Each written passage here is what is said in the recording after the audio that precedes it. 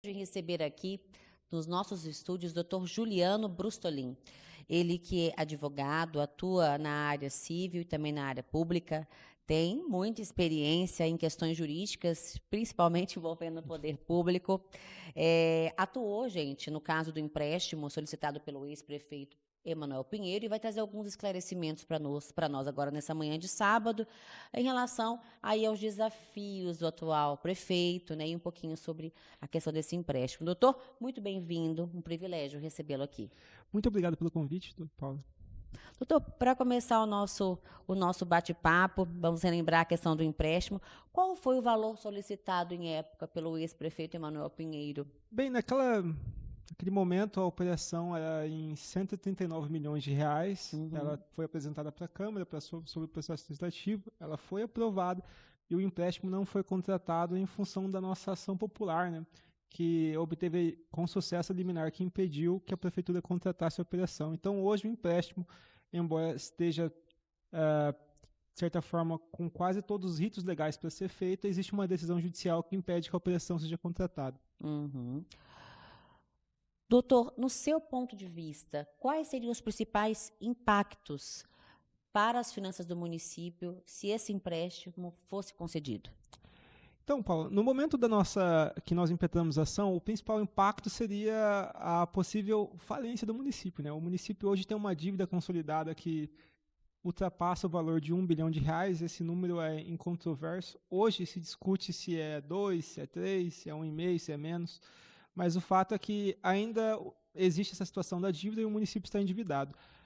Desde que nós entramos com a ação, a operação foi impedida, mas a população deve ter constatado que o município passou a sentir uma maior intensificação na falha dos serviços públicos prestados pela prefeitura, de modo que o primeiro ato do prefeito recém-impossado, Abílio Brunini, foi decretar a calamidade financeira do município, o que, nesse momento, atesta a ideia, né, e a tese de que o município está profundamente endividado.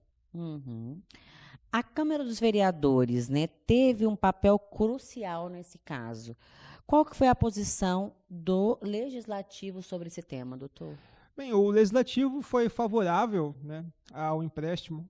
Para que uma operação dessa fosse contratada, a Câmara Municipal tinha que dar o aval e deveria ser feito um projeto de lei que fosse também aprovado pela Câmara, que permitisse a contratação.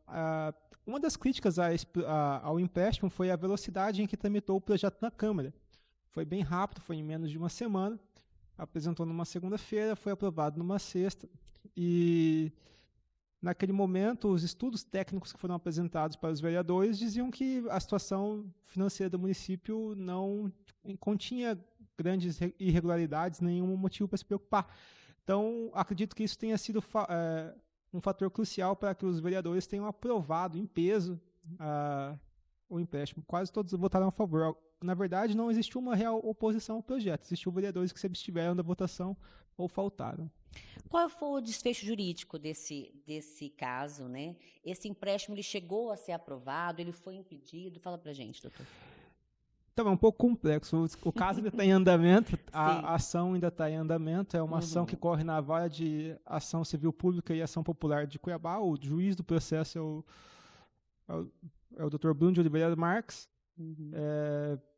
Eu sinto profunda dificuldade em dizer isso porque o empréstimo ele foi aprovado. Todo o rito legal para se fazer a operação foi feito na Câmara e nós fizemos a ação para impedir o empréstimo sob o argumento de que havia dúvida se o município poderia arcar com a operação financeira, porque a dívida do município já é muito grande. Existia um limite do quanto o município pode se endividar. Sim. Então, como a dívida está aumentando e nós temos visto a falência das cidades em algumas políticas públicas, nós acreditamos hoje que a nossa liminar vai persistir, né? Mas o processo ainda é incerto. A prefeitura ainda pode reverter a decisão judicial que impede a contratação de um empréstimo. E hoje, embora as pessoas queiram atribuir ao empréstimo à gestão Emanuel Pinheiro, hoje talvez seja uma questão que tenha se tornado institucional, porque a prefeitura, mesmo na gestão Abílio Brunini, defende o empréstimo. O que ocorre é que a gestão termina, mas a dívida fica, né, doutor? A dívida fica. Isso é complicado. Sim. Doutor, muitos desdobramentos dessa novela ainda aqui em Cuiabá. A gente espera tê-lo aqui para trazer novidades, né? Para a gente finalizar esse bate-papo, Eu gostaria que o doutor falasse se existe alguma possibilidade desse processo movido pelo ex-prefeito Emanuel Pinheiro impactar a atual gestão do prefeito Abílio. Existe algum risco? Existe, inclusive esse processo é profundamente importante, porque como o atual prefeito Abílio decretou a calamidade financeira, em tese o município passa a ter um respaldo jurídico para talvez não pagar alguns contratos. Só que o ex-prefeito Emanuel Pinheiro está questionando a legitimidade, a motivação e o embasamento do atual prefeito para decretar a calamidade financeira.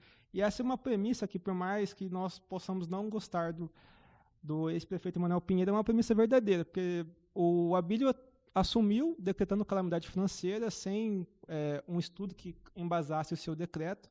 Existe a ideia de que a cidade realmente está muito problemática, isso aí ninguém questiona, mas assim, ele não também planejou uma solução para isso ainda.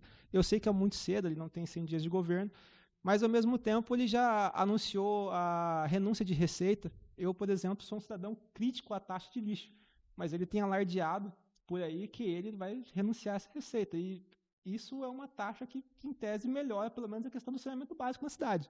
Sim. Então ele não poderia renunciar a essa receita sem que ele apresentasse um estudo, ele não fez. Tem essa questão dele ter anunciado um possível, de certa forma, um Bolsa Família Municipal, e, novamente, se ele está dizendo que ele não tem dinheiro para pagar salário, como que ele vai dar bolsas ou então ajudar famílias em situação de vulnerabilidade social? Realmente fica contraditório. Isso, infelizmente, temos que dar razão ao argumento ou então à premissa do ex-prefeito Emanuel Pinheiro. Se o Cuiabá está realmente quebrado, como o prefeito tem renunciado receita, dito que não vai buscar o governo federal por recursos e ajuda financeira, e como ele tem já anunciado novos gastos em programas sociais, sendo que o município, em tese, não tem dinheiro para pagar a folha de servidores públicos do mês corrente. Doutor Juliano Brustolin, para quem queira acompanhar um pouco mais do seu trabalho, quais são as redes sociais? Bem, o Instagram do nosso escritório é @BrustolinMansor, com MANSORADV. É só acompanhar a gente no Instagram, tem site também, é só buscar meu nome, vocês vão achar. Vai aparecer na tela aqui para vocês. Lembrando que as informações e os conteúdos aqui do Saúde em Dia ficam salvos em nossa plataforma do YouTube, Dr. Cash, onde vocês podem compartilhar e replicar muita informação de qualidade.